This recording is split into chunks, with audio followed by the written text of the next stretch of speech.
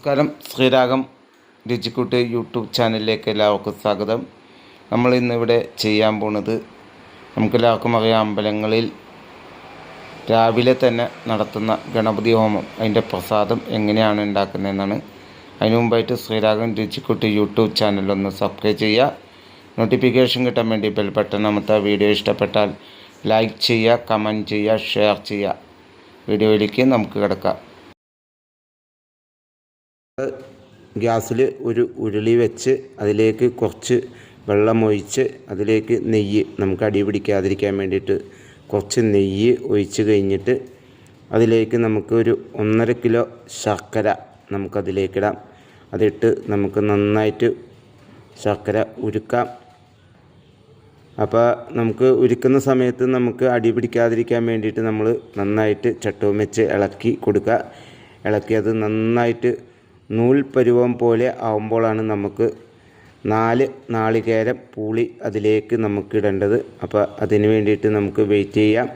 നല്ല നൂൽ പരുവമാവും. ശർക്കര ഉരുകി നൂല് പരുവമായി കഴിഞ്ഞാൽ അതിലേക്ക് നമ്മളൊരു 4 നാളികേരം ചെറുതായിട്ട് പൂളി നമ്മൾ അതിലേക്ക് ഇടാണ്. എന്നിട്ട് നന്നായിട്ട് നമ്മളത് ഇളക്കി മിക്സ് ചെയ്ത് നമ്മൾ അതിൽ കിടന്ന് നന്നായിട്ട് നാളികേരം വേവണം.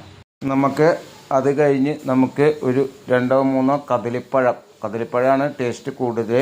അപ്പോൾ കദളിപ്പഴം നമുക്ക് വട്ടത്തിൽ അരിഞ്ഞിട്ട് നമുക്ക് ചെറിയ ചെറിയ കഷ്ണങ്ങളായിട്ട് അരിഞ്ഞ് കഴിഞ്ഞിട്ട് അതിലേക്ക് നമുക്ക് ആ കദളിപ്പഴം 2-3 കദളിപ്പഴം അരിഞ്ഞത് അതിലേക്കിടാം. ഇട്ടിട്ട് നന്നായിട്ട് ഇളക്കി മിക്സ് ചെയ്ത് ആ കദളിപ്പഴം അതിൽ കിടന്ന് നന്നായിട്ട് വേവണം. വെന്ത് കഴിഞ്ഞിട്ട് അടുത്ത ഘട്ടത്തിലേക്ക് എടുക്കാം. അതിലേക്ക് 100 ഗ്രാം എള്ള് നമുക്ക് വറുത്തതിട്ട് മിക്സ് ചെയ്യും. എന്നിട്ട് നമുക്കതെല്ലാം കൂടി മിക്സ് ചെയ്ത് നന്നായിട്ട് ആ എള്ളും എല്ലാം കൂടി ഒന്ന് യോജിച്ച് നമ്മുടെ ശർക്കരയിൽ കിടന്ന് യോജിച്ച് നല്ല ഒരു പരുവമായി കഴിയുമ്പോൾ അത് കഴിഞ്ഞ് നമുക്ക് പാത്രം വാങ്ങി വെച്ച് കഴിഞ്ഞാൽ അതിലേക്ക് നമുക്ക് ഏകദേശം ഒരു 100 ഗ്രാം മുന്തിരി, 100 ഗ്രാം കൽക്കണ്ടം ഇത് ഇട്ടിട്ടൊന്ന് ഇളക്കി നന്നായിട്ട് യോജിപ്പിക്കണം. യോജിപ്പിച്ച് കഴിഞ്ഞിട്ട് നമുക്ക് അതിലേക്ക് നമുക്ക് ആവശ്യത്തിനുള്ള മലര്, അവല് അങ്ങനെയുള്ള സാധനങ്ങളൊക്കെ നമുക്ക് മിക്സ് ചെയ്യാം. നമുക്കിനിയും ഇതിലേക്ക് കുറച്ച് പശുവും നെയ്യ് ഒഴിക്കാം. അത് കഴിഞ്ഞിട്ട് അതിലേക്ക് നമുക്ക് ഗണപതി നാരങ്ങ നമുക്ക് കുറച്ച് കുരുകുരാന്ന് അരിഞ്ഞിടാം. അരിഞ്ഞിട്ടിട്ട് നമുക്ക് അടുത്ത ഘട്ടത്തിലേക്ക് എടുക്കാം. അതിലേക്ക് നമുക്ക് അരിഞ്ഞു വെച്ച കരിമ്പ് നമുക്ക് അതിലേക്കിടാം. എന്നിട്ട് മിക്സ് ചെയ്യും. ഇനി നമുക്ക് അതിലേക്ക് ഒരു 1 കിലോ അവല് നമുക്കിടാം. അത് കഴിഞ്ഞിട്ട് നമുക്ക് ഉമിയൊന്നും ഇല്ലാത്ത നമുക്ക് നന്നായിട്ട് ചേറ്റി വൃത്തിയാക്കിയ നമുക്ക് മലര് നമുക്കൊരു 400 ഗ്രാം നമുക്കതിലേക്കിടാം.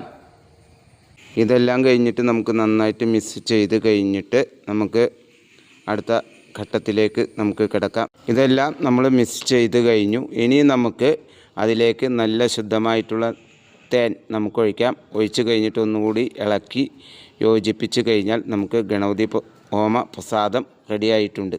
നമ്മളിപ്പോൾ ഗണപതി ഹോമ പ്രസാദം ഉണ്ടാക്കുന്നത് എങ്ങനെയാണ് നമ്മൾ കണ്ടു. എല്ലാവരും ഇത് വീട്ടിലുണ്ടാക്കി വെക്കുക.